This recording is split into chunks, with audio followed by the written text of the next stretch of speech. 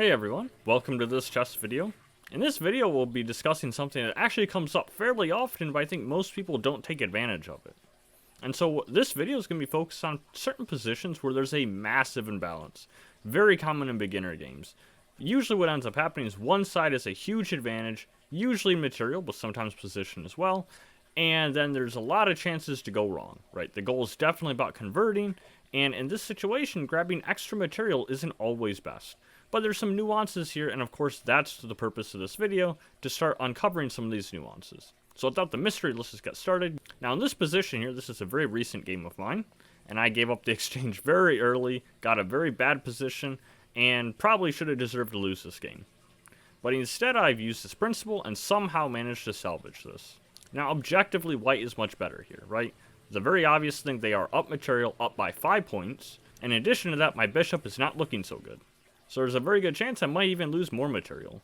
But honestly, that's not really that important to me. And most people might think, what? I'm okay with losing a piece, right? 3 points of material? And the answer is yes, because I'm already down by 5, right? And so when you're down by 5, being down by 8 doesn't mean a big deal. What's more important is to get more pieces active. Like say if I could get this rook that's doing nothing but defending a pawn, if I could get that more active, that might be more valuable, because a rook is worth 5, bishop's only worth 3.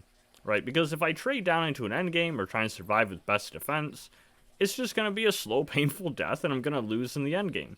So at least give it a chance and have your pieces get as active as possible. So my move here sets a little bit of a trap. It's actually king to h7.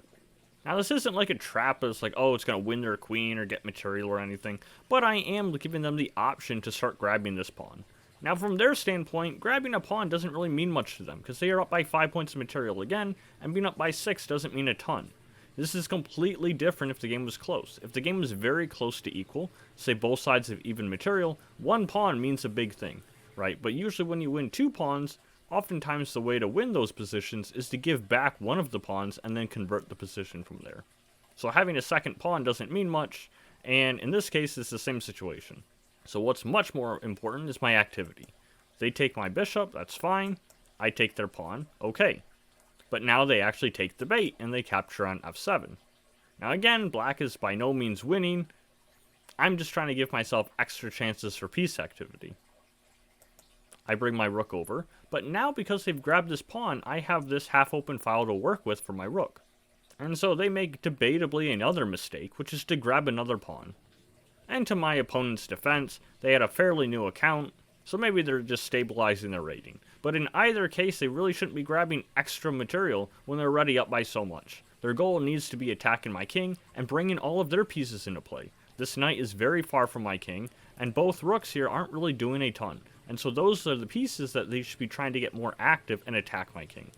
But instead of this, I play the tricky move here, rook to f3. And of course we're bringing another piece into the attack, because now of course the rook has some proximity towards our king, and possibly chances. But in this case, of course, if they take my rook, I'll just put it on the board, that would be an error, because then I would just play queen captures, they move their king over, and then this will be checkmate. But whether they saw that or not, they made a different error here, which is they played queen to e6, which looks normal of course, because they're trying to attack this pawn. Sure, my audience is probably screaming at the screen here, realizing that, yes, this rook also serves as an interference against this bishop, and so that means that queen to g2 is checkmate. Now, okay, fine, my opponent hung mate and won in a position where they were obviously winning. But there were some hidden signs here. The fact that they captured the f7 pawn and then later grabbed the e7 pawn was really giving me chances that I really had no business getting. But let's not be showing off this game. This isn't about bragging about salvaging a position. You'll see how I can suffer from the same problem. Here was a rapid game of mine from several years ago, and don't think that this thing only happens in high-rated games. Happens at all rating levels, and especially common, I'd say even below 1,000 or so. Now in this example, my opponent has just brought a rook here, putting pressure on my king, and it is white to move, and so what would you be playing in this position? No, really, think about it. You can even pause the video and give it some considerations how you, not only what you'd play, but how you'd evaluate this position, and then we'll compare it to my thought process. Okay, so hopefully you had some time to think that over. My thought process now is definitely trying to get my pieces active. Now some good options here. I could bring my rook to the open file. That looks pretty good. I could also consider just playing pawn to e6. I'm already up by a pawn. So I don't mind giving up a pawn to try and open more lines right in front of their king. And if I was really worried about this, queen idea, which I'm sure a lot of people saw with the discovered check, then maybe I could consider playing rook to f2. But of these options, I don't really like rook f2 much, because that's kind of addressing a problem that isn't really actually a problem for us, right? As long as we're aware of the discovered check, it's no big deal, right? If you give a check, I don't mind. I just step to the side, and now my king is completely sheltered. Now where this becomes a problem is, of course, if you grab the h5 pawn, which, as you can tell, is exactly what I did, and then I blundered to this check. Okay, fine, the check isn't so good. I didn't even realize that I should block there. Rook f2 is actually still saving. I moved my king over, and yeah, I fell for this. And of course I lost the game. Continued like this, I lost my queen, and then very shortly after I got checkmated. I mean, I can just breeze through the moves. You see I didn't last too much longer. And that ended the game. A lot of players would put this to the analysis board, and they would say, oh, yep, I just blundered my queen, move on to the next game. But no, that was not my big mistake here. My big mistake was the thought process behind this move. You could say, sure, I didn't value the discovered check, and sure, I might have walked my queen and king into the same file. But in my opinion, that kind of misses the mark. Really, the big problem here was, why was this even a candidate move? Now, if I was down material, and that was the way to recover the pawn, maybe. If that was a way to win a pawn, and when material was equal, then also maybe. But in this case, I'm already up by one pawn. And so, gaining extra material isn't really that big of a deal, because even at 1500, I was fairly confident in my ability to convert endgames with just one pawn. Now, if you're lower rated, like say under 1000, maybe instead of taking the one pawn guideline, maybe you say with a piece, right? 3 points. If you're up by 3 points, you're a little bit more careful about grabbing extra material. But now this is where the nuances come into play, because I don't want you to just always ignore material or always grab material. It comes down to, what are you giving up, right? In the first example, it was that half-open file, led to some dangerous chances, and I ended up saving the game. But in this case, there's something else that comes to mind, and that has to do with my piece activity. Remember, the goal here for me trying to convert this is get all of my pieces active. Very similar to what you want to do in the opening with opening principles. The problem with that is my queen is pretty centralized. This queen is actually doing a pretty good job attacking their king. So why am I taking a developed piece that's doing a good job attacking their king and putting it completely out of play?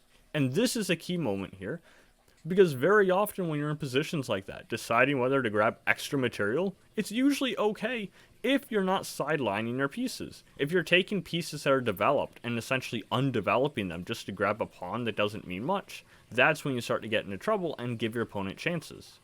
In this case, this move really shouldn't have even really been a candidate move.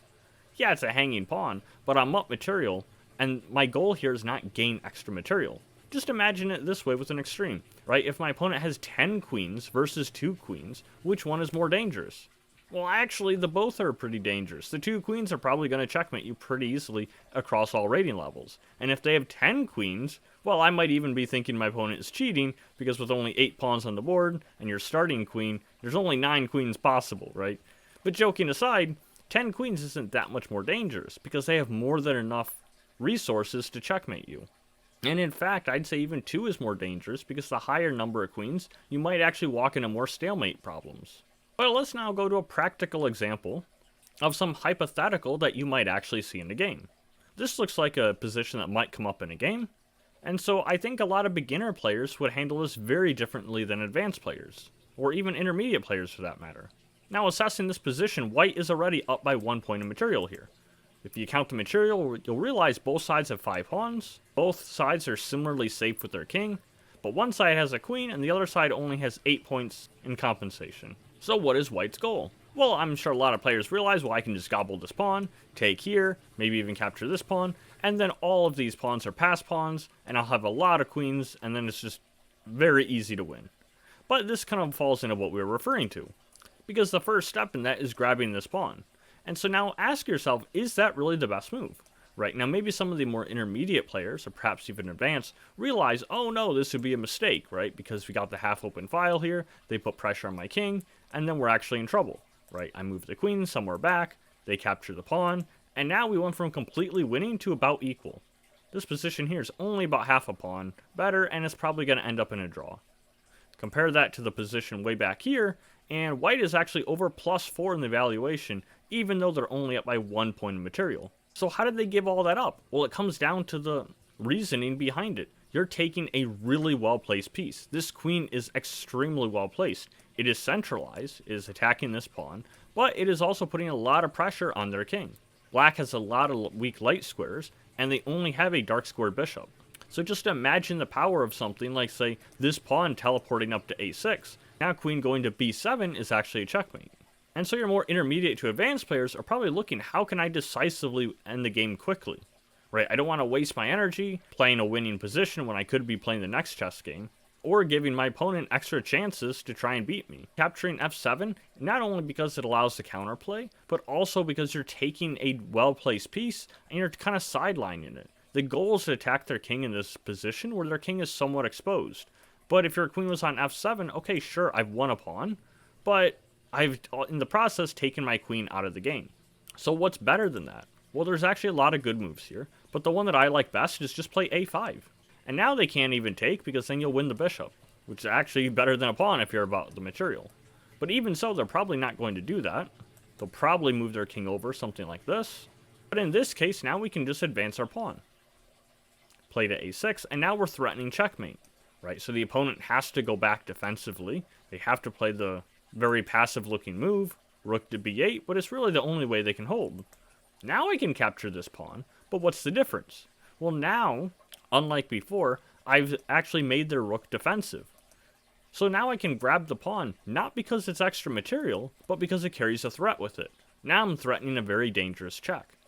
Before, it was just taking a pawn for nothing. So really, it's not even about the material, it's about the threat that comes with it.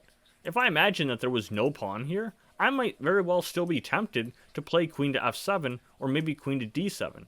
Both of them with the goal of threatening the c7 pawn, a very strong check on the king.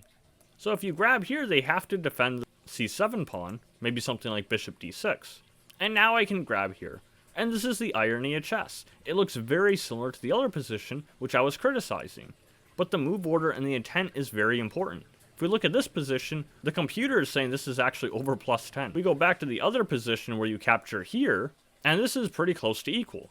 Less than a 1 pawn advantage.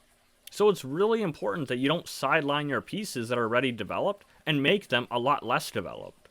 And that, my friends, is one of the secrets of really converting a lot of positions that still have a little bit of work left to go.